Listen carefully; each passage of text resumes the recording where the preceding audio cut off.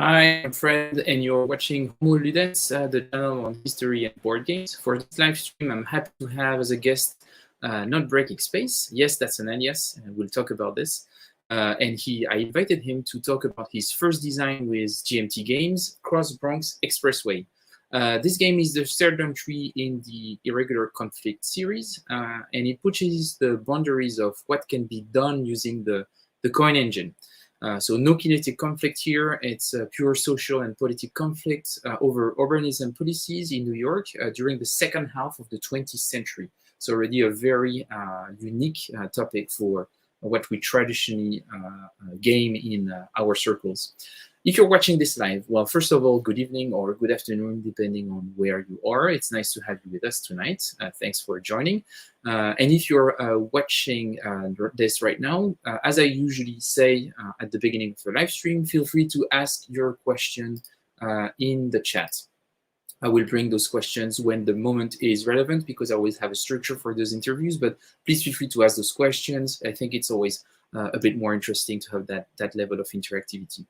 If you're watching the show after the live stream, I will probably have added some time codes in the description so you can navigate to the different parts of the interview if you're more interested in, for example, the historical context or more looking at how the game plays. You can navigate through the interview in an easier way. So that's pretty much it for the introduction. I'm going to check if we have a few comments here, and I can see, yes, that we have a few people here. So hi Pipa, hi Chip, hi Rodrigo, thanks for joining us. And now it's time to actually welcome our guest. And B, hey. How's it going, Fred? It's going pretty well. And you, how is it going? It's a good, man. It's a sort of calm evening as we sort of lower, the sun starts going down right now, you know? Perfect. Where are you based? I'm based out on the East Coast, just outside of New York. Okay, great. Yeah. But it's great to have you with us tonight. I'm really happy that you joined the live stream. As we discussed a bit before the interview, we actually had planned this interview for quite a while. But I feel like neither you or I are really good at following up on things, and if there is not someone to actually with me to do the things, things don't happen. So I'm happy that we finally managed to get this interview together. So it's really great. Absolutely.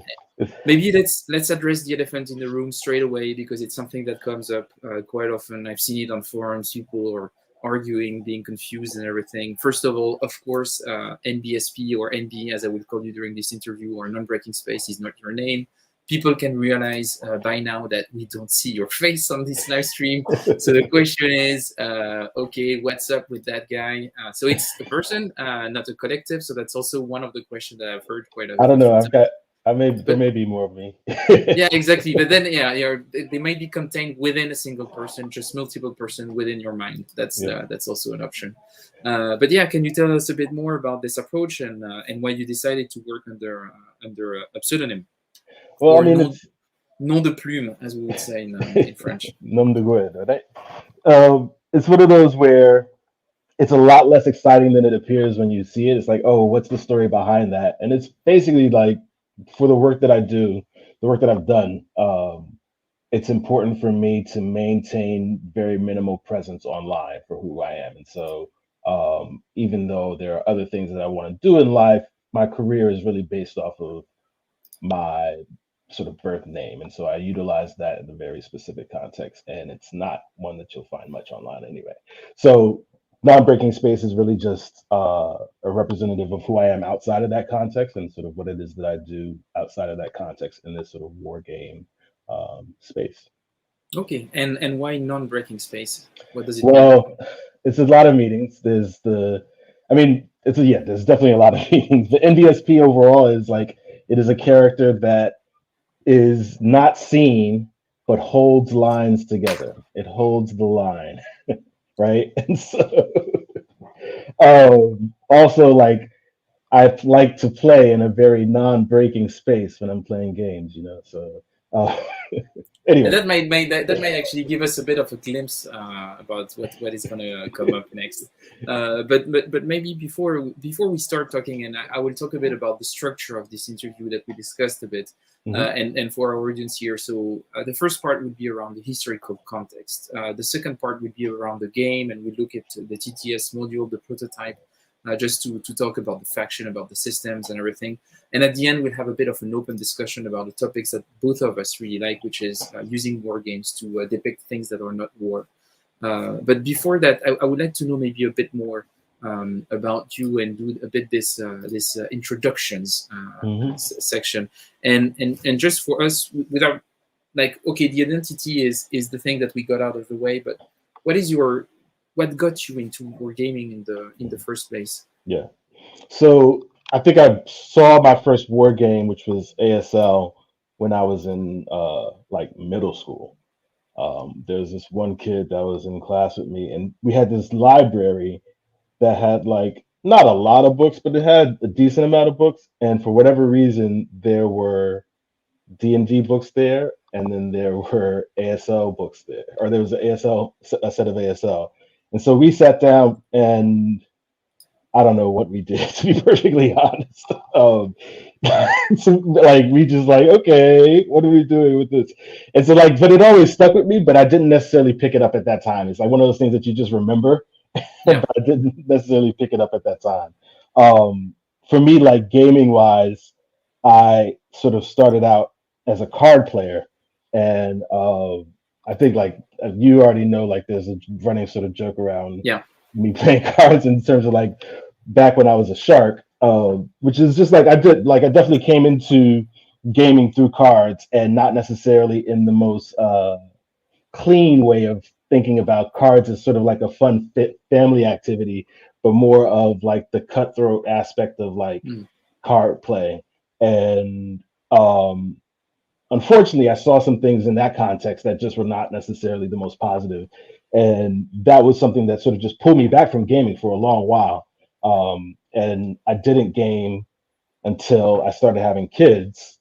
And with the kids, started getting games in that context, which was different from the games that I remember as a kid, but not, it's still like sort of kids level games. And that was sort of where the focus was. And then in the context of that, I picked up Dominant Species by Chad Jensen. Oh, yeah. That just sort of like starting light. Yeah, starting very light. Yeah. And my kids never played games with me again, so but Chad, I would like to say that Chad is the reason that I got back into gaming, specifically into like board gaming, and through him both board gaming and wargaming. And I have like, even before that, I had always been like one to noodle with designs, and with the kids had built like designed some games, and like there's other ways that I sort of had been utilizing that muscle, but it wasn't until much later that it was like, I think that I can actually do something of interest in that space. Yeah. That the mechanics, there's enough of a mechanical like library there to start building some interesting experiences. And so that's what sort of led me to design my own stuff.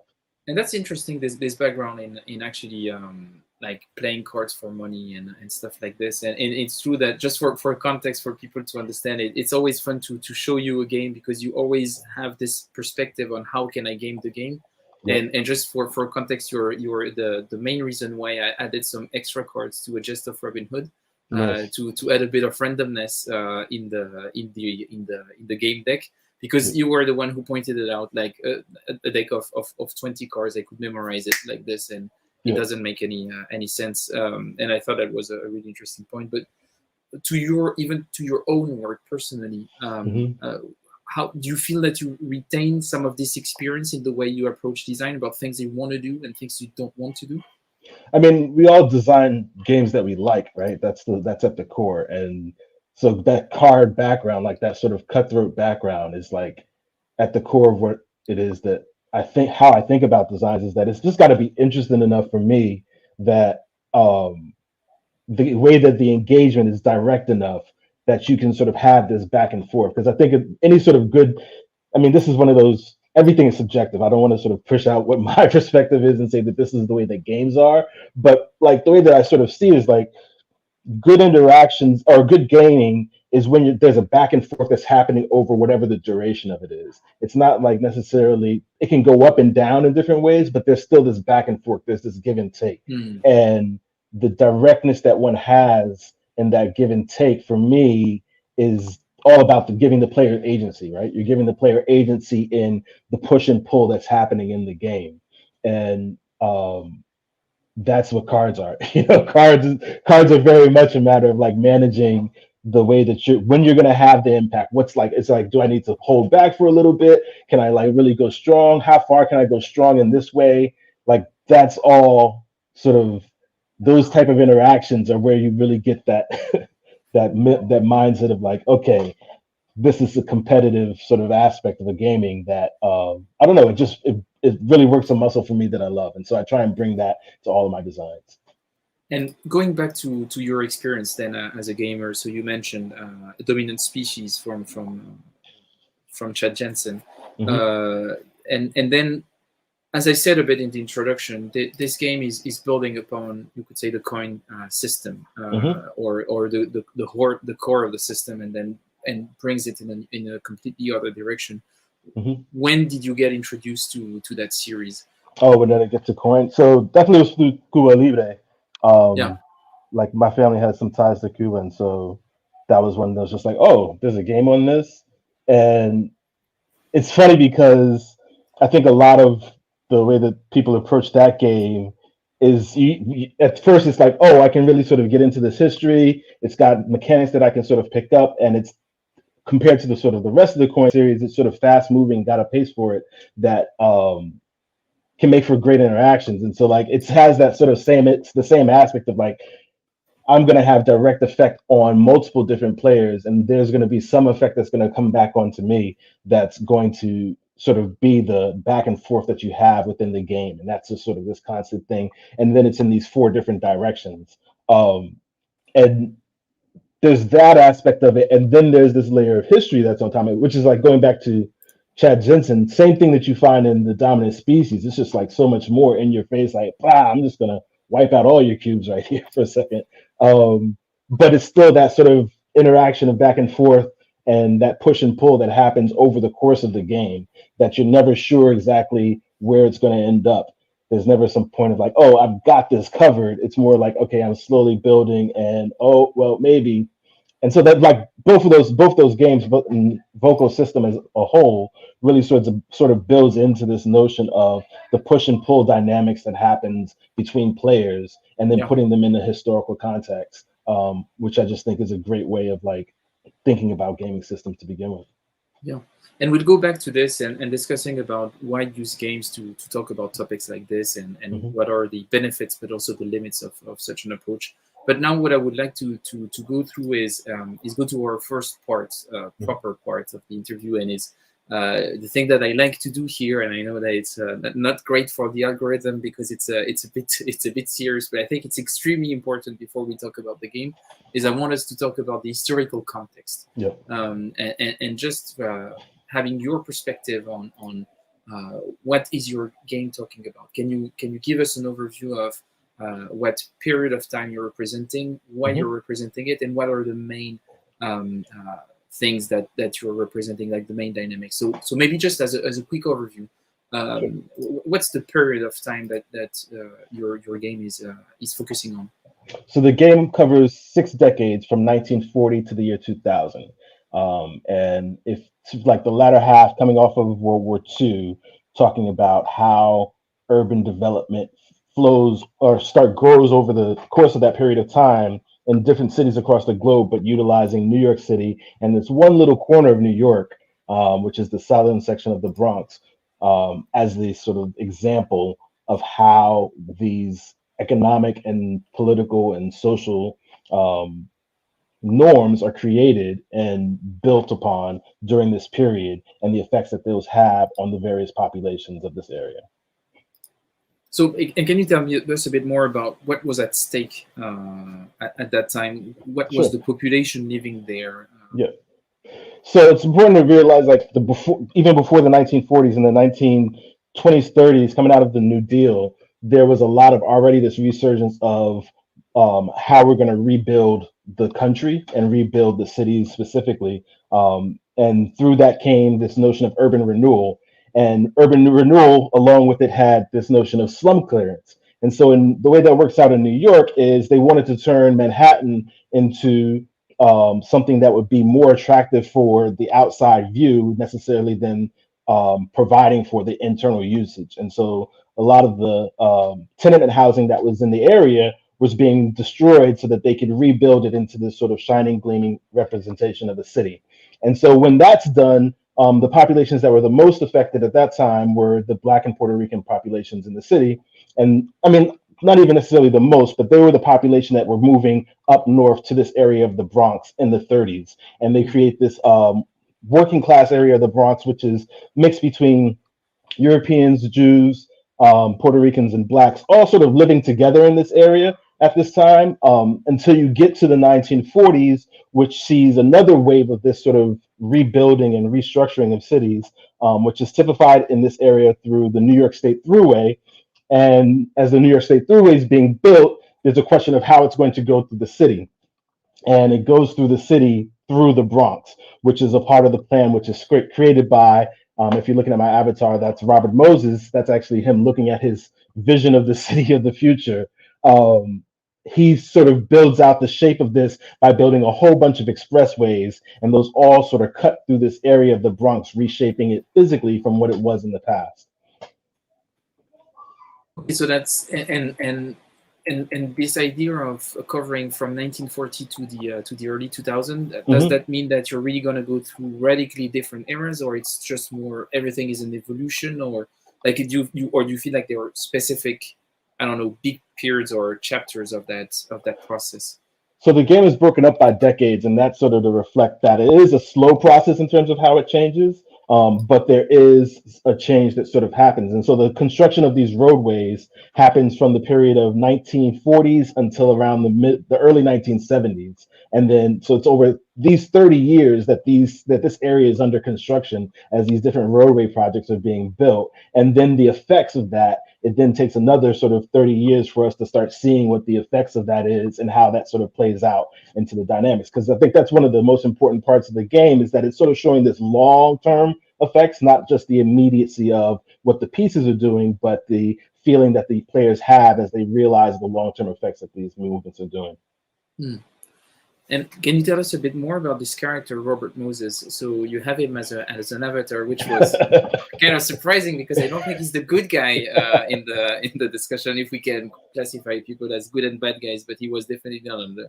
Yes. I mean, Robert Moses is like a character that you just can't deny, right? Yeah. And it's no matter what your opinion of him is, mine isn't necessarily the most positive, but no matter what your opinion is, you cannot deny the role that he played in this period in the development of what New York is. And in many ways, you can say that New York would not be the city that it is today if it weren't for the things that Robert Moses did beginning back in the 30s all the way through to like the 70s and 80s, right? And so we're looking at the echoes of what Robert Moses was. He was one of the, I mean, the big thing is that his book, Power Broker, which is by Carol, was just made very popular over the pandemic, as it was one of those books that you saw in the back of people's Zoom background all the time, which was very interesting to me as I was like working on this. I've been working on this for years before, and then all of a sudden, in the middle of the pandemic, you see like Power Brokers on everybody's screen on TV and stuff like that.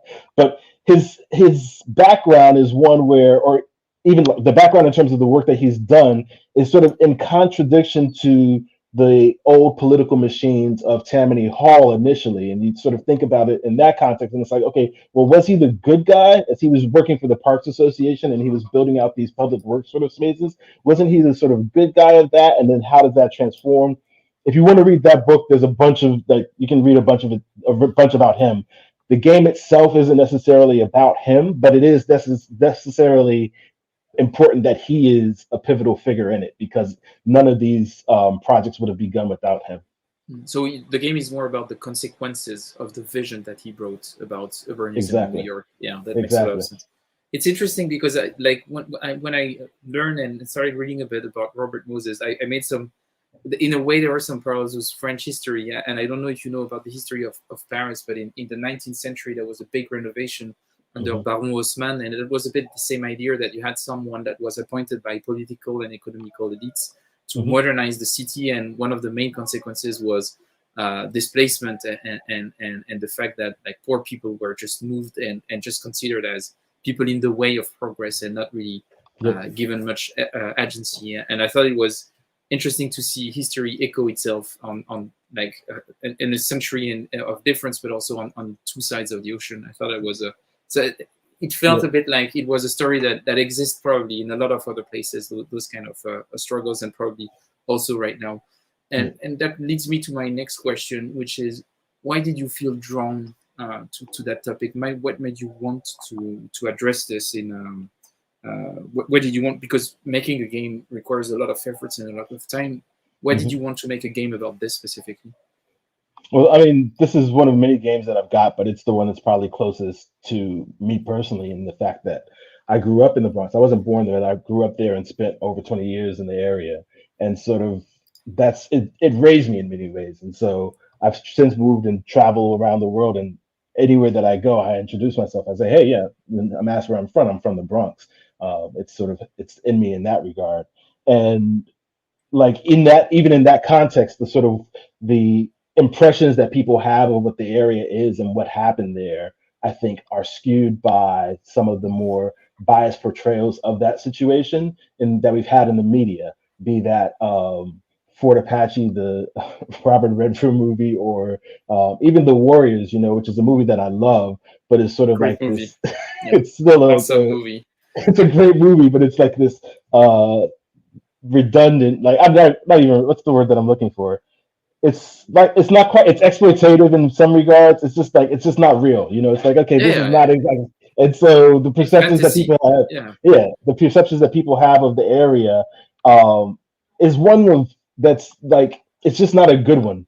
And I think it comes from the way that it's been portrayed in the past. And my hope with the game is sort of to help refine people's impressions of how this happened, because it's sort of always like this perspective of like, oh, it's really on these people that this became this way, when it's really the sort of socio-economic political factors that were placed upon them that turned this situation that into what it was. And also you never actually hear the other positive stories that were born out of that, and the efforts that were being done to resist the sort of things that you saw. Those stories don't come to light. You just sort of get these negative impressions of what the Bronx represents and what happened.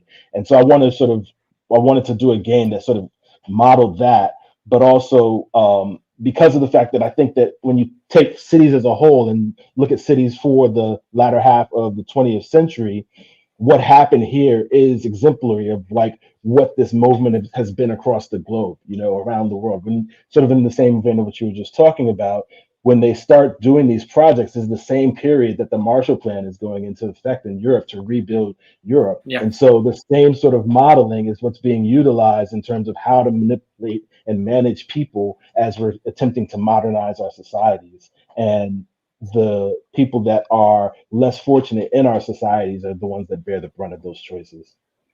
Okay, but it's really interesting, and I think this timing thing and the fact that that was the blueprint for a lot of urbanism project that happened afterwards, I think is super interesting.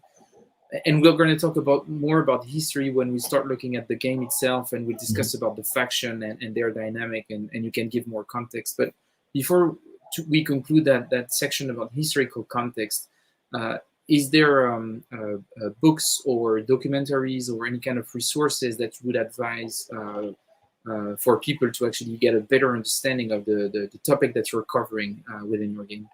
I mean, yeah, of course. If you want to get into Moses, I think he's a fascinating character, probably one of the most fascinating characters of our time period.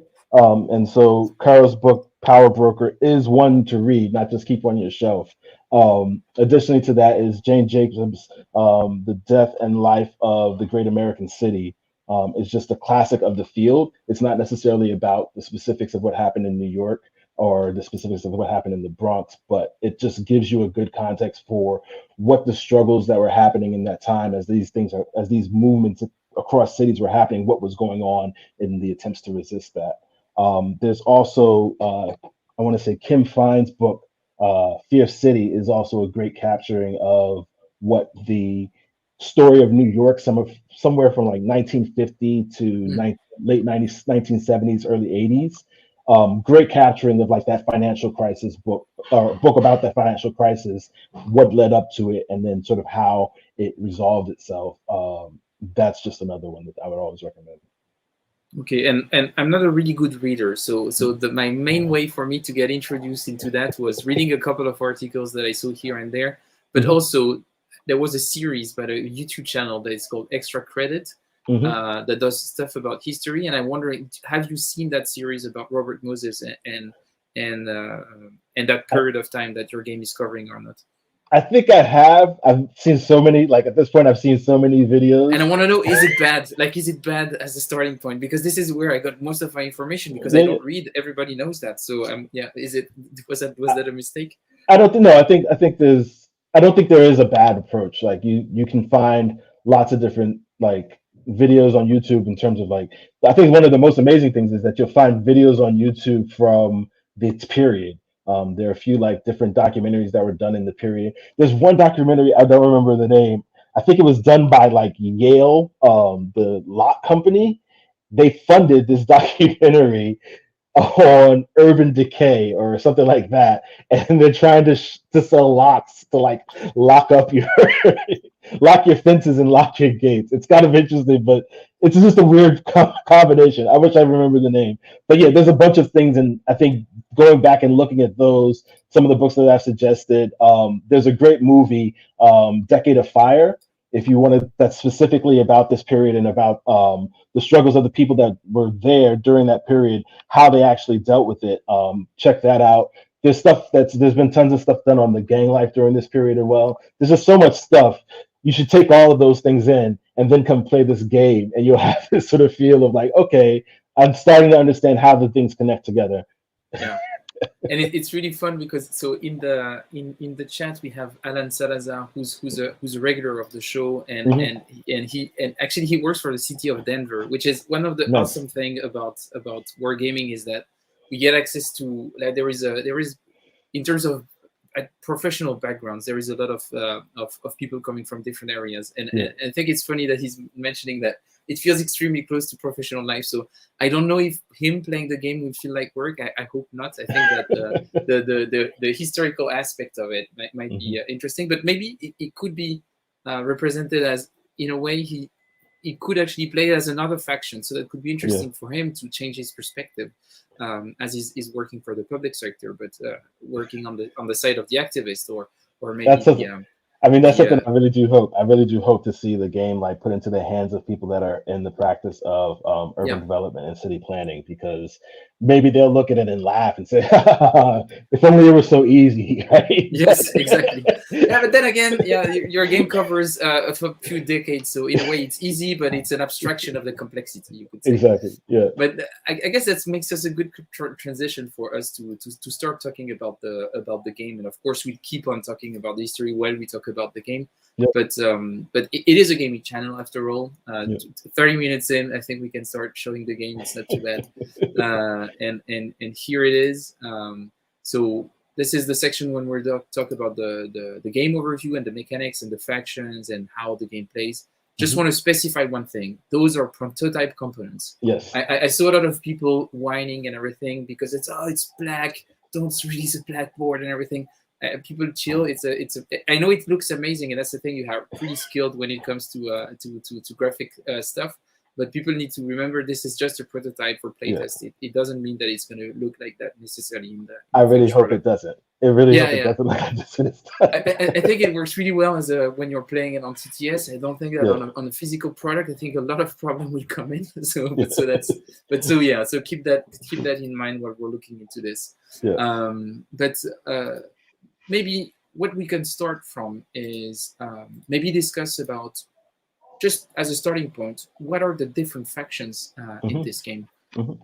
So we've got three factions: the public players up here in blue, the community players over here in the reddish orange, and then the private players in the yellow. And each of the factions have their own pieces for infrastructure, which are the discs, and then organizations, which are the cylinders. And so they have each of them have a menu of 4 different actions that they're utilizing to sort of manipulate the board, which are actions that they take there. Some of them are overlap, but they are more or less asymmetric, similar to how we do with the coin series, where you have these actions that you see across, but everybody has their way of doing, everybody has their way of moving, everybody has their way of like putting pieces down, everybody has their way of removing pieces, but in their own special way. The core sort of the core of the game really is the population. These population cubes up here. The large ones are the 5, and the smaller ones are 1 population.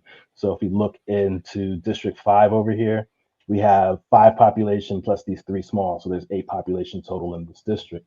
And if you're looking at it, you'll see that there are 2 infrastructure and then 3 different organizations that are there. The 2 infrastructure, each infrastructure can hold up to 5 population, and then they can also hold up to 2 organizations. The key thing with the organizations, however, is that it can only be 2 different organizations, or 2 organizations from different factions. They cannot have organizations of the same faction, because when they are placed, these 2 organizations become a coalition. And so what we're looking at here is a public and private coalition that makes them an economic coalition. Yeah. If the public player were to place an organization here, that would create a social coalition. And if the private player were to do one, it would create another economic coalition. These are the major sort of things that were utilized to sort of read the game state of the game, the board state of the. And the last little bit are these pink cubes, which represent the vulnerable percentage of the population. So they're not outside of the population, sort of what percentage of this total population is vulnerable. And each of the infrastructure can house one of those vulnerable cubes. But you see this one over here, it is sort of unhoused, and so it's a greater risk. And where this sort of comes into play is in the census, which we can sort of talk about, and how that leads to corrections, and corrections becoming a very important part of the game. So you have this dynamic that, so you have overpopulation issues. Some people might run into like economical difficulties and stuff like this. And if there is no infrastructure for them, they get marginalized. And potentially one of the answers that the system is providing is sending those marginalized people into corrections. Is that the core dynamic of?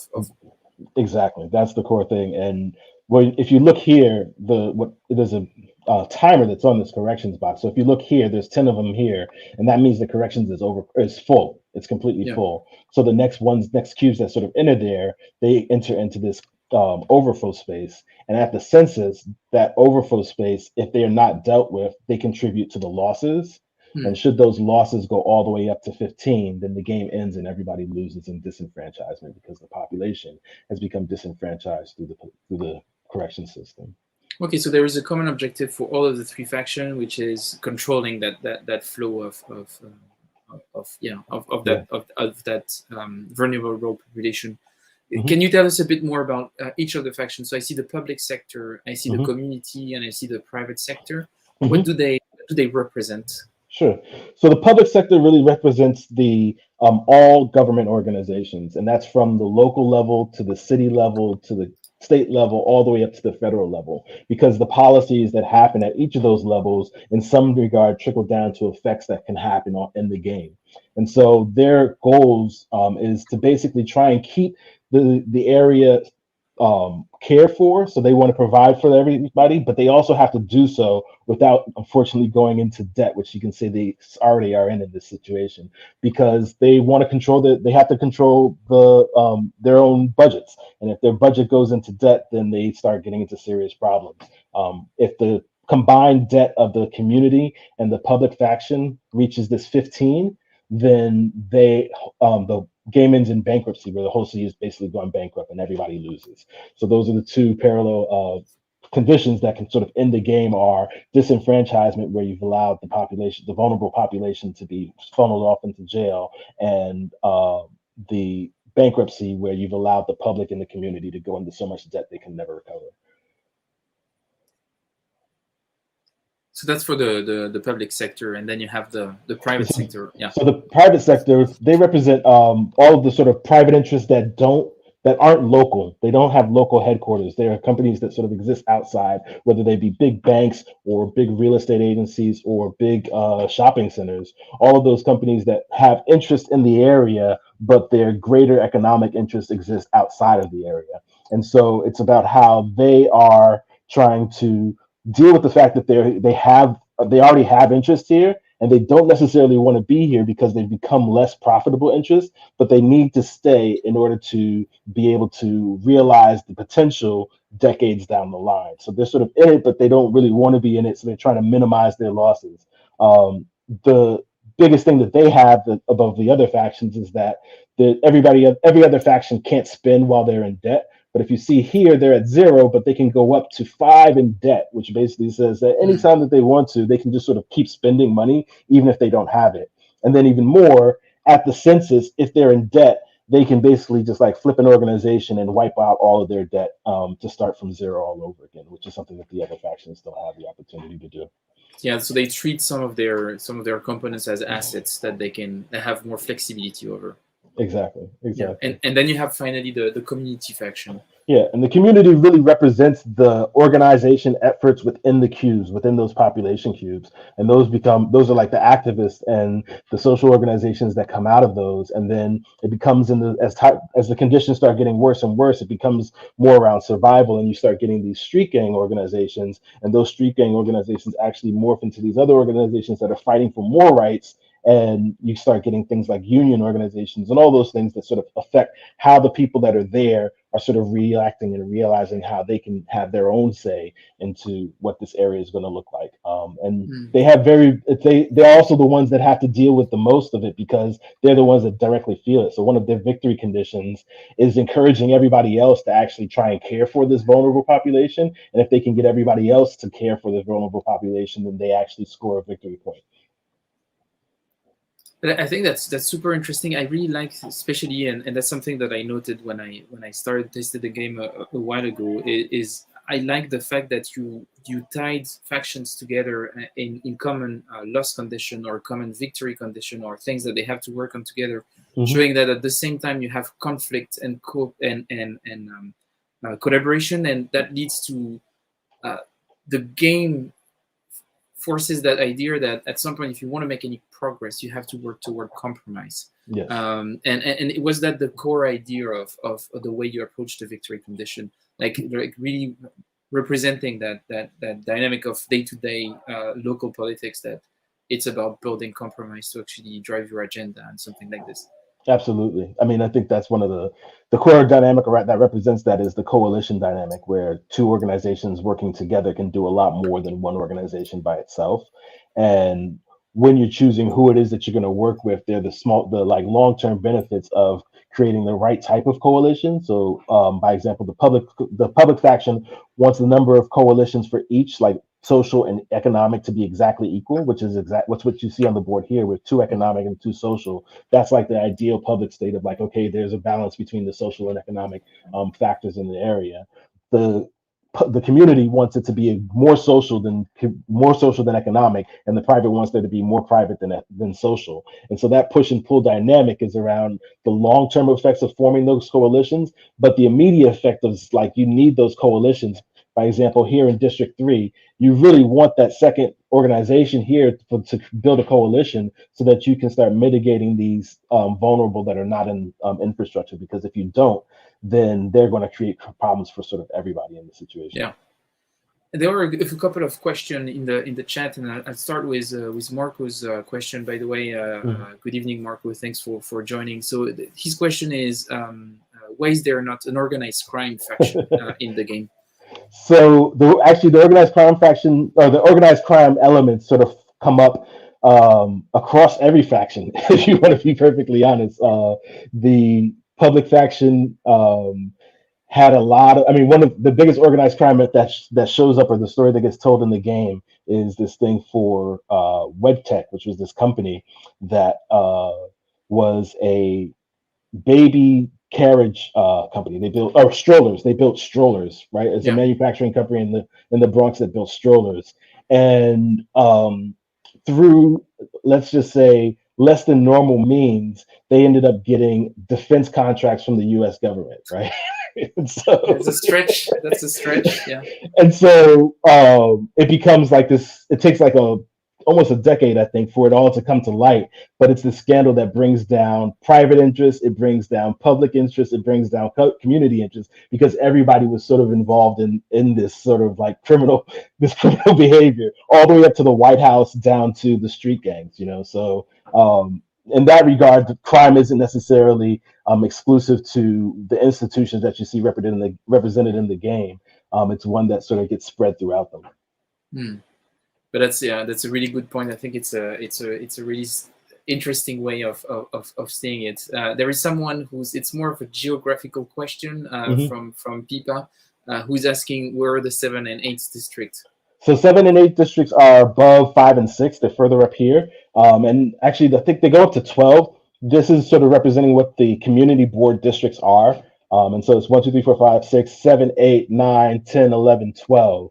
And so this is, like I said, this is just the southern section of the Bronx. It's not the full section of the Bronx. And the effects that actually these events take goes beyond this. I mean, there are effects that happen further north, but they're most direct by these roadway projects, which you can see here on the map. Like this is the Bronx Expressway.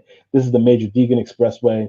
This is the Bruckner. And then this is so over here is the Bronx River Parkway.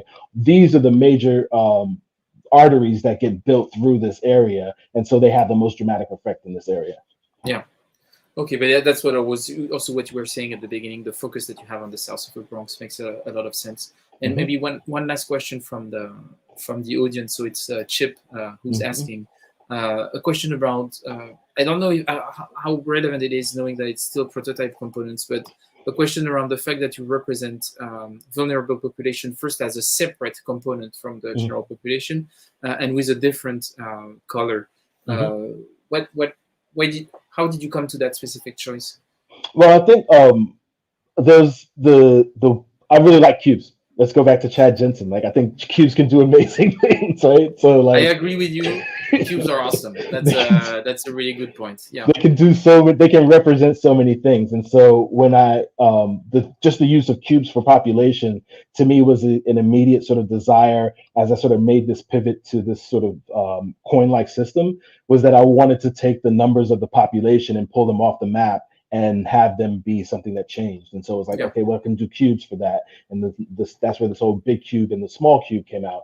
And then the question was, okay, well, how do you represent the effects that are happening to those populations? Because it's not just, I mean, through the game, you can move those population around and they go to different housing, et cetera, like that. But that doesn't really show what the adverse effects that they're actually dealing with are. And so the use of a different color cube, in this case, I'm using pink, to sort of say, hey, here's some adverse effects that are happening that you can visualize. Like I think it just represents perfectly. You can see it immediately. Like, okay, District 3 is in trouble, because they've got population. Yes, they've got population that's not housed, and they've got vulnerable that are not housed. And so we need to sort of start dealing with that. Yeah. Okay, but that makes a lot of sense. I just have maybe because time is going extremely fast. Maybe just to finish on the faction, Chip was asking earlier if you have a favorite faction and why. Oh man, well that depends on what type of or what perspective you're asking me from. Like if you're asking me from I would ask you from two perspectives. I'm asking NB the shark, and then I'm asking NB the family guy, the father. So those are the two. Okay. So as a shark, like my favorite faction to play is the private, because it's just like all you're trying to do is just set up traps. And you're trying to set up traps that are just going to score you points, and you don't really care. Or you don't have to care. And I think this is the sort of thing. It's one of those things that appears strategically, and this is what I really hope that the mechanics sort of lean into. Is like strategically, this is what's revealed to you. Is like, if I do the numbers, I don't have to care about this or this infrastructure that's over here in District 9. I don't really have to care about that. But how can I utilize that to the best of my ability? And before the next census, right? And that sort of perspective makes it sort of really just sort of like you can just do some mean stuff. It's the private. They're also the only faction that allow you to move the vulnerable.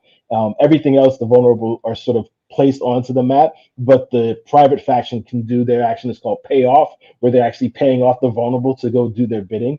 And so probably the like most OP, you're gonna hear this pretty soon. Most OP action in the game is the payoff action, because the private can just go pay the vulnerable to go destroy somebody else's infrastructure, which is historically accurate.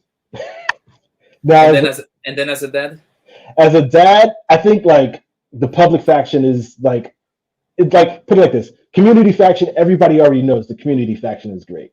Like, it's pretty obvious. Like, oh, you want to get behind the community faction, and the community faction can do stuff. That's great. But the public faction is like, let's just see what hard working is, or let's just see what a hard like challenge is. The public faction is the challenge. It's just like, okay, and you're literally just trying to do okay.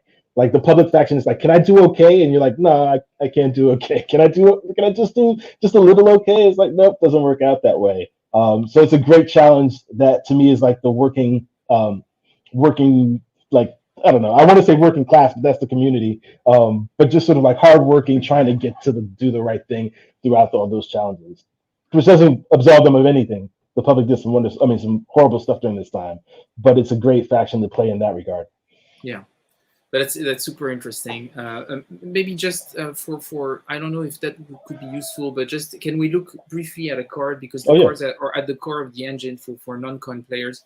But maybe can you just explain very briefly how the game engine works? Not really looking into the details, because you already talked about the map and the different components of the faction, but just how does the game run, and how are the cards used for that? So you can see here, there's the current card is here, and then the next card is over here on top of the stack. And the sequence of play sort of does the way that you're going to be doing, which is you look at the card and you see that the bottom has the eligibility order, which is public, community, private. So in that order, each faction is going to place a pawn on the action they want to take. They can choose to either take the act, event, react, or plan spaces, and those each have different things. The act lets you take actions across multiple districts, react only taking one action in a single district, whereas the event is going to run the action that's on the text. And one of the things that happens with the game, so like public can say, oh, I want to do the act, and the community says, I think I'm going to react, and then private's like, well, I don't really care about this event, I'm going to just plan so I can do something. So the act would be public chooses their action that they're going to do. Now, because nobody's in this event space, the first person that's eligible on this card, which happens to be public, is going to run the controls in terms of what the actions are. And so every event is actually going to fire off. It's whether somebody has their pawn there, it's going to be that person on the pawn, or the first eligible faction is going to choose where those actions take place. Then the red faction, the community faction, gets to react. And then finally, this card comes over, and before the next card is shown, the private faction here will get to choose which place they want to go. So they may not have even cared about this event. They instead just want to jump the line so that they can get the act and be able to do things in multiple spaces, and get to do that before the next card is revealed. Yeah, it's super interesting. I really like this. That's one of the thing that I thought was really interesting in the sequence of play, how it shares a lot of similarities with Coin, but also bring it a different perspective to it, which I think is awesome. Yeah. It's really nice. Maybe can you tell us a bit more about the cards themselves? So what did you want the event to represent? Was it specific moments, specific people? How did you approach designing the cards? Yeah, I'm just trying to see what's up here. So the cards are meant to show both the people, like here you see John Lindsay, who's the mayor, liberal Republican coming off of Wagner, that sort of took the initiatives that were more socially oriented and then had to sort of deal with the ramifications of those. Particularly in terms of economics, there's a lot of story that goes into that. But then you also have things like this flash crash, which is just like the stock crashing and taking the private's money and the resources that they have to sort of act within the moment.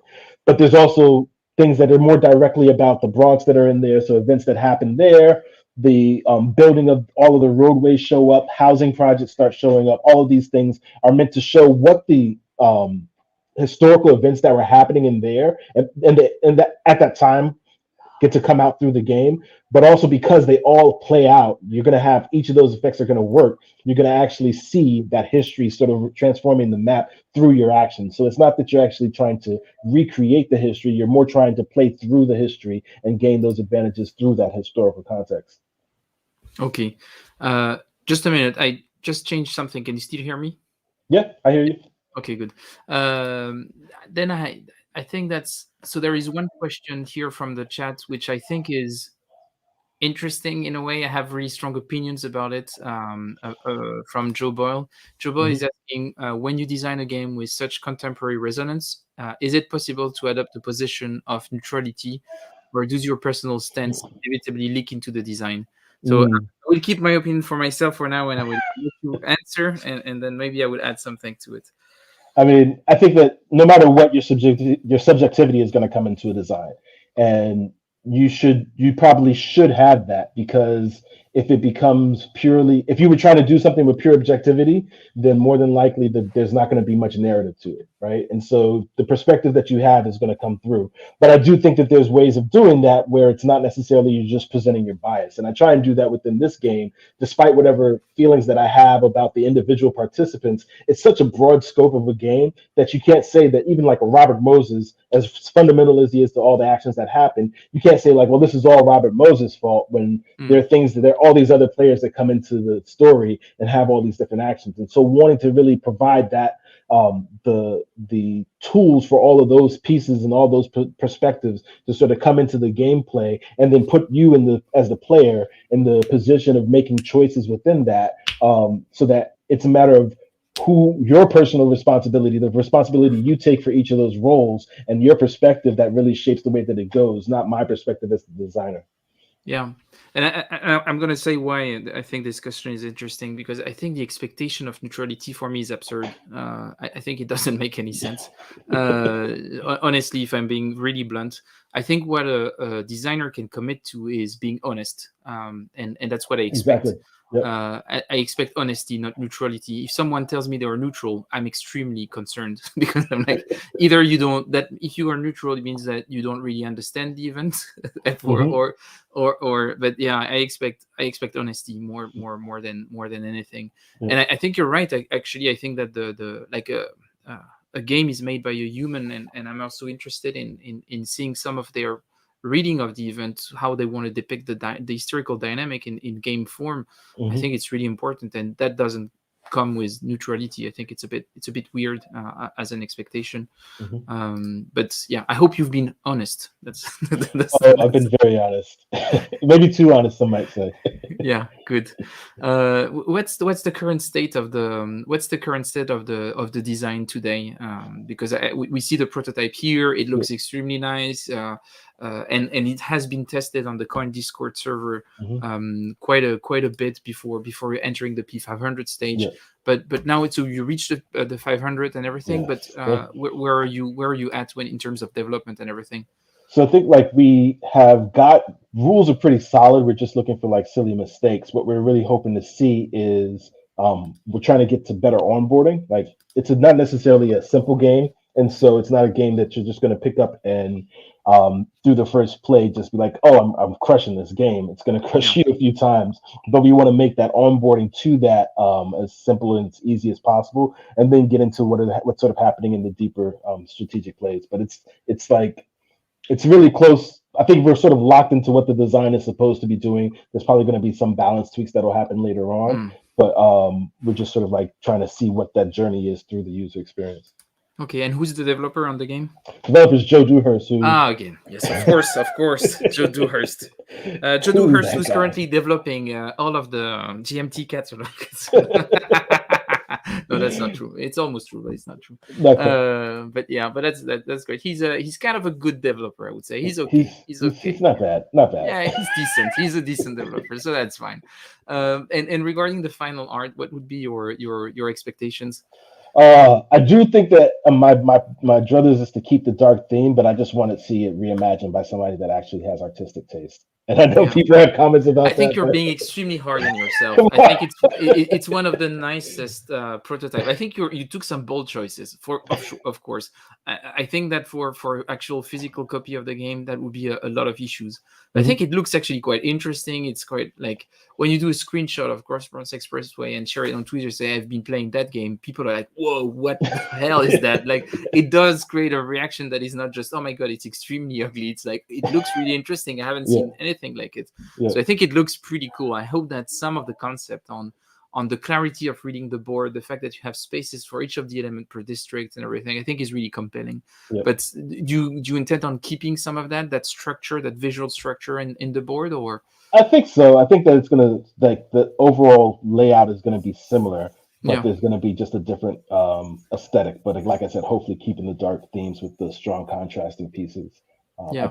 I love it when pieces just pop off of the board as a sort of, as opposed to blending in. So. Okay, good.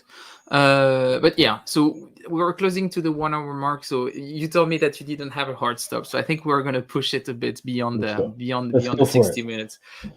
So because there is one topic, we talked about historical context. We talked about the system, the game, the different factions, and everything.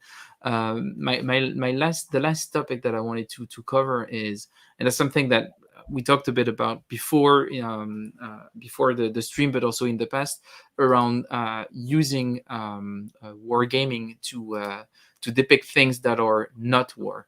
And how useful is that? How do you see this going forward? So really exploring that whole idea that we can use the wargaming toolbox to do different things, which in my opinion, your game is definitely doing.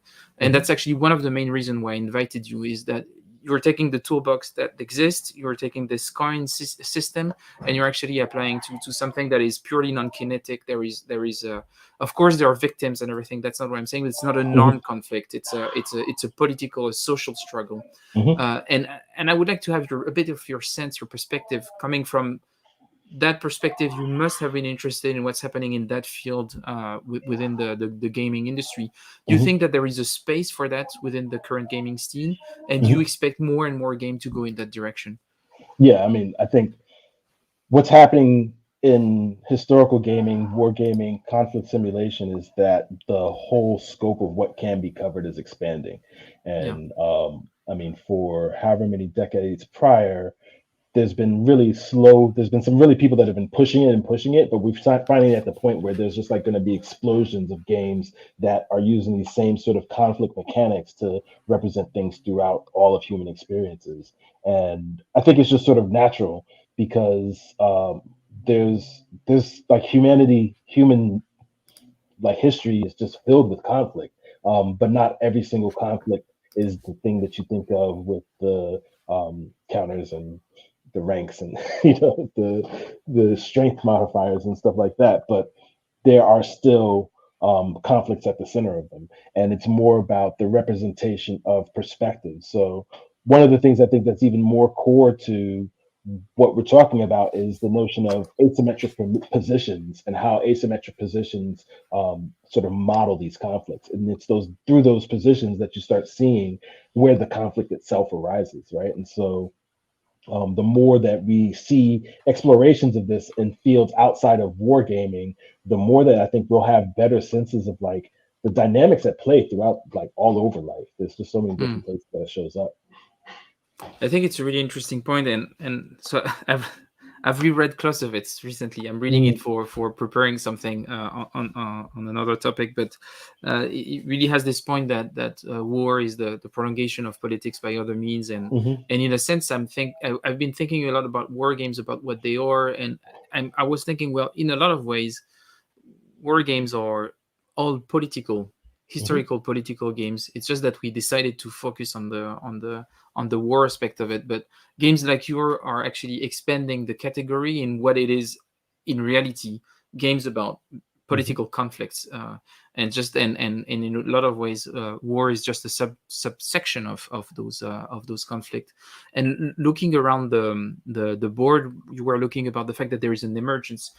Is there specific games that you've seen, or designers that you think or exploring and leading the way on those topics, or this approach? I'm gonna point back to like Chad Jensen. To me, is like at the center of like, how do you sort of explore other things.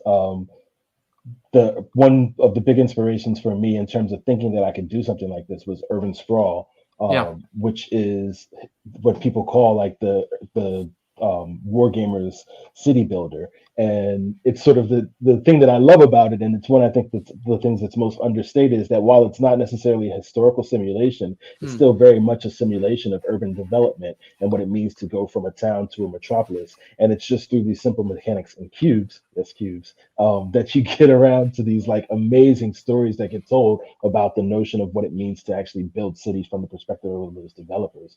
And so like that's just like one going back. But if you look at the things that are sort of coming out now, we were just talking before, like I really think that, and I guess I'm still going back, even like splatter games, a lot of splatter Yeah. games can be seen from that sort of non-war game topics, but the level of conflict is one that is sort of emulating what you see in war games. Like Food Chain Magnate is like, let's just take restaurateuring and make it into a war game, and it does these amazing things because of those dynamics of the interplay of the dynamics between players, which again goes to my perspective from my old card playing games. Is just like that direct notion is the fact of conflict. Even if you take sort of the bad things that I sort of experienced through there, it's sort of a bubbling reflection of the broader social context where conflict is just a constant. And so in all different walks of life until it bubbles to these points of potential violence. And so as we see those things that are causing it, the underlying effects that bubble to the point, it'll make what we're seeing on the sort of war, the violent perspective, the kinetic perspective, even more like even greater to see. Yeah. And it's funny that you're mentioning Splutter, and we were talking a bit about it before about Food Chain Magnate being a corporate war game. That is really, I think it's a really fun way of seeing it, but it doesn't draw too much from, maybe for supply lines or things like this, but it doesn't draw too much from the wargame toolbox. I think an interesting example of that is maybe Antiquity. I don't know if you've played Antiquity, but I had a lot of fun when I started playing Antiquity because it has one of its core mechanic that becomes really important depending on the victory condition you take, is zones of control, which I think is awesome because that gives you a bit of an advantage coming from a wargaming perspective. If you played a lot of Hex Encounters game, you're playing Antiquity and you're like, wait a minute, I know exactly how to play this. And it's like, people are like, you're really annoying with this game. It's like, yeah, I've been optimizing zones of control for quite a while now. So playing this is actually quite fun because of the pollution. But you also have that victory condition where you have to surround with all of your different outposts your opponent, and you're like, well, I know exactly how to do this, and I think that's quite interesting. But similar thing with Roads and Boats is all about supply. Like it's just like you're just learning supply rules when you start playing with Roads and Boats. It's like, okay, I know exactly how to build this structure to go around and get you with this. It's awesome. I think it's really fun to see that how they can draw from it, and sometimes also the card driven mechanics or taken.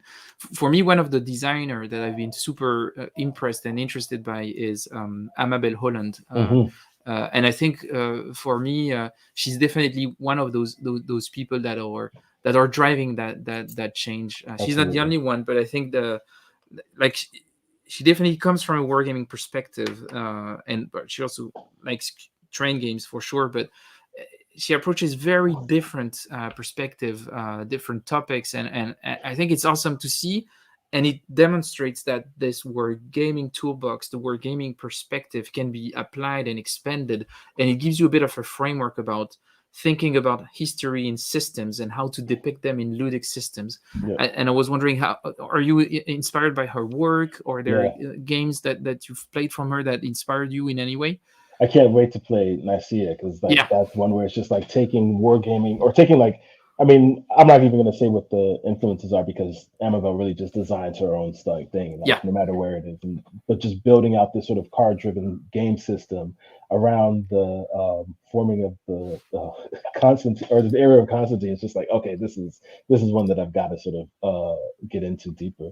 But I think she's one that's doing amazing things. Cole Worley is another one that's just like sort of taking it and applying it in all different types of directions. And it's just around how, again, you get to these things and it's like these player interactions. They're creating these stages for player interactions where the engagement that you have with each other is tied so directly into the mechanics of what you're seeing on the board or however the game is represented, that it just creates this wonderful sort of journey of experience that opens your eyes to some of the challenges. Like we played Westphalia, however long Yeah. ago that was, and that was another great experience of you get 6 people together and all we're doing is like moving these pieces, but all the game themselves sort of builds this role playing story that sort of like, of course, our group has this wonderful dynamic. So Yeah, but I think those are two great examples. So you mentioned Calverleux and Westphalia, and when you say Calverleux, I think about Pax Pamir, and Westphalia does a bit the same thing. Is that it's games about that are happening during a wartime, where if you looked at any other designer addressing this topic, it would be the kinetic part of the conflict that would be there, and in those games, whether it's the great game for Pax Pamir or Westphalia. War is a sideshow. It's like it's literally it's like you go and fight, but that's just a tool to like that's just actually an asset that you bargain for. It's like if you don't do this, I'm gonna hit you with the stick. But for me, that's the thing that I think is awesome. It's like it's just one of the thing you have access to as a leader. It's like I'm a state leader. It's like I have this stick, but I actually way more concerned about the money thing here. I think it's really interesting, and I'm happy to see that happening. I think it's really awesome. Do you yourself have other projects? You were saying that you were working on different projects and everything. Are your other projects also going in that direction, or So I think like the sort of ludic journey that I'm on is one of like the definition of the modern age. And so if you take this game, it's really a matter of like how the modern age was defined by cities and the effects of that. And I've been spending a lot of time dealing with the period prior to that, which not World War II, but World War One and before, like really like from 1880 roughly until the interwar period. And doing a lot of research for a couple of games that I've got that deal with the topics in that period, because I think those are, everybody thinks of like the modern age, specifically in the wargaming context, the modern age sort of beginning post World War II. But I think all of the echoes from that period are what actually shape what you get to by World War II, and also shape the sort of socio-political dynamic that creates the situations that come afterwards that we consider for modern warfare. So I'm trying to do that sort of pre-work to get to this point, and then start exploring from some other things from the other side of that. I'm definitely curious in seeing how you're going to approach that. Actually, there is an interesting question from Malcor here, who's asking if so he's mentioning block by block who should receive a third edition pretty soon. And it's true that visually there is I don't think that mechanically there are any connection, but did the game visually inspire you in any way? Did you try it? I wouldn't say that it inspired me. I haven't played it, but I know a lot about it, and I'm like desperately waiting because it's hard to find it. I've been desperately waiting for this third edition to come out so that I can get myself a copy. But I think that it has a similar dark theme with like popping colors, and I think that's something that I just love visually. So, okay, I have two last questions regarding wargaming non-wars. And my first one is, do you think that board games as a medium has some specific advantages compared to book and documentaries to treat the subjects that you are depicting? So I think that the most important thing that board games can do that a movie, books, television series, whatever, that other media just have the challenge is putting the consumer, putting the player in the position. I mean, that's the big thing. In all of the other ones, you are the consumer, where the vision of the other person is sort of being fed to you. Whereas as a player, you're actively making these decisions that are, if done right, sort of putting you in the place of those historical actors. And I think that is sort of like the key to sort of being able to move beyond history. A lot of times we have history, there could be 10 books about the same thing, and they'll say all these different things that don't necessarily line up. And so it's like, okay, well, whose history do you feel is more true? Whereas once you start getting into the mindset and thinking through the decision spaces of all of these historical actors, it gives you a completely different perspective of what it was or what it meant to come to the situation. And I think that's sort of the thing that takes it from sort of understanding what happened in history to understanding what the impacts can be both in historical context and in our present context. So I think it has that advantage of giving us a deeper insight into what it means to make those decisions, and that's why wargaming has always been a tool for training, like in the military, is because of the fact that it gives you the opportunity to make those decisions. And that's a perfect transition to my final question on this. You Hmm. were mentioning the fact that tools have board games have, or a good tool for pedagogy to share things about history in a more interactive way. And then you Hmm. mentioned the aspect about training, the fact that Hmm. originally war not or like has been war games have been thought of as also a tool to train officers, soldiers, and everything. Do you Hmm. think that once we start expanding Hmm. board games toward the political direction, and we can already see that with serious war game being used in companies and everything, but do you Yeah. think there is maybe an opportunity for designing games that could be useful to train activists and community Hmm. organizers? Do you think there is an opportunity there? I mean, I really do hope that one of my biggest hopes for this game is that it does reach those audiences, that it reaches the city planning and the social organizations, so that they can start recognizing that there are multiple factors to bring into consideration, and the way that motivations can change so easily. I think that's one of the biggest challenges for us as human beings, is that we get these notions about how we see the world and how we want the world to be, Hmm. and we feel so stoic about those that we don't recognize how quickly the world actually shifts and changes, and how those shifts and changes can demand different choices. And so by seeing sort of these simulations of those decisions and how those come into play, it can sort of better prepare you for how the circumstances can change on you, and actually make sure that you're planning for those long-term effects. Yeah, I think that's super interesting. But we'll see what is the reception of the game, and that You maybe leads know. to my conclusion. I Hmm. just have a couple of questions for you to conclude that discussion. Is what would feel like success for you for Cross Bronx Expressway? What do you Mm. expect to happen with the game? What would make you happy? The fact that it's being played by people who are like for which the story is tied to their own personal story. What would you like to happen with I, that game? I think I'm waiting for the time where the stories of the game start unfolding, and people start saying, "Yeah, I was playing as the private and I did X, Y, and Z, and I Mm, realized this historical thing about A, B, and C." Those are the things that I think are gonna like really get me excited. But success overall for the game to me is just like to continue to see consideration of these type of topics and these type of themes reflected based off of the work that this is trying to put in. It's just like, hey, this is what's possible. These are different ways that we can sort of do these. We can look at the world and look at the our society. Let's start modeling more and more games like this, or more modeling more and more situations into mm. games. Because I mean, it's also fun. Like it really is fun to sort of step into the shoes of Robert Moses and think through, okay, how am I actually going to make this work?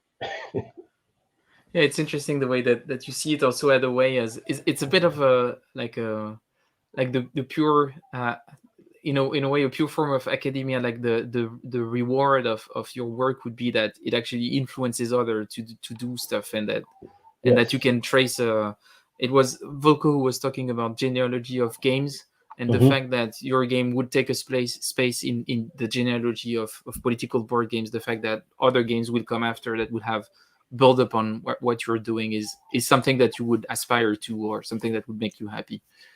Yeah, I think well, just like I think for me, it's more the narratives that more narratives start coming out. I'm not necessarily sure that I have to Oh be yeah. the one that did anything, but just the fact that we have to start seeing more of this, and I think it's sort of a responsibility that I think the broader gaming community needs to take in that regard, because of how we've traditionally, or how games have sort of traditionally positioned stuff like this, or looked at topics like this, has been one that hasn't sort of done the justice of what history is. And so it takes on these positions that aren't necessarily things that are representative of what our society is about. And if we Hmm. are going to be about sort of thinking about the social impacts of our choices, then it's going to mean that something in our games themselves also have to change.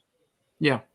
I think that's a really interesting point, and I think your game does do that in a brilliant way, showing where it could go, opening new horizon, and demonstrating that this toolbox that we have access to is amazing, and we can start exploring new things, and we, I think you're right. We owe it to like there is so many interesting topics that we're not covering or in a too narrow way. I think it's great to see this changing. Yep. And I have one final question. What are you Sure. playing right now? What at the moment? What are the games that get you going when you're not working on Bronx Expressway? So I've been playing a lot of. I was just talking about Roads and Boats with my Yeah, family recently, and just today was actually set up for Dun Steel Inferno for the first time to play it physically, which was just like, oh man, what a great yeah, game. Um, I've, I've been playing a lot of World War I games, a lot of World War I games, and I can't necessarily say that that's the best one, but it's absolutely at the tops in terms of like what it's doing in terms of simulating that time period. So that's been great. What other game on World War One where really grabbed your attention that you really liked? I think I'm also one for like systems, like weird systems, and so I really love Devil Dogs. That one just is like it's just an amazing like operation tactical sort of level game of of World War One, late period World War One, so that you're really into that maneuver has gotten back into the play. Yeah, Um, I love that game. I've also played like the what's it called? Um, Targa, the one around the Africa campaign, which is just another one that's really, or Tonga, yeah, I think that's a great one as well. yeah. Um, yeah, there's a lot of good games. Have you tried At All Costs? I Uh, have tried out all costs. Yeah, that's another one that's just like, oh man, card like thinking of like interesting and like ways to think about cards and resources. I mean, talk about decision states of like, oh, am I yeah, going to buy cards or am I going to buy it's units? yeah, it's insane. Oh, Yeah, I think it's a really interesting system. yeah, It's a really interesting system, and I think that the previous game was great to the last man, but I think that At All Costs bring it to a completely different level. yeah, It's a great game. It's extremely painful that it's that hard to yeah. get a hold of in the EU.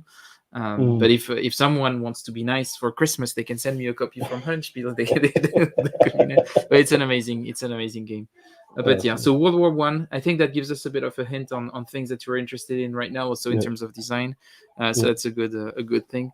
I would like to thank you for taking the time and discussing all this, Thank and you also for having me. answering the question from the audience, and that was like super interactive, a lot of really good questions. So thanks everyone for participating. It was really great to have all this. So thanks NB for joining. Thank you. As I was telling you earlier, I think in 2022 I would like to continue having those panels with designers to talk about more broader topics about wargaming and things like this. And Mm, eventually, it would be awesome if you could come back and join one of those panels, because I think you really have a refreshing and interesting perspective. So, but we'll talk about it, and I will keep sure. everyone updated on our plans for Homo Ludens for next year. Of If you course. like the show, like it, share it, subscribe. It's a very small channel. It's really hard to keep the lights on. No. It's just that it's. I'm doing it all for fun, but keep in mind that the thing that gets me going is love, support, and just that number of views that goes up that makes me happy, which is completely dumb, but is actually a good motivation to keep on. So keep in mind that you You, can support this way. Um, and thanks again. Have a great evening. We should have next week. I'm going to announce it right now if there is no surprises. But I think that next week on, I don't remember the dates. I think so. We have two live shows coming up, and I'm confused. But we're going to have one live show to talk about the state and future of the Levian campaign series. mm, And then we're going to have another live show just before my Christmas break, where I'm going to have some professors and researchers that are going to start and come here and discuss about the current utilization of wargaming in the military, both in the US and in France. nice. So those are the next two topics that we'll cover during live shows, and you might have a couple of videos that I'm editing right now that won't be lives that I will push in the near future. Thanks everyone for joining. Have a great evening. NB, thanks again. Have a great Have a evening good one. too, and talk to Yep. you soon. That was Homo Yep. Ludens. Bye bye.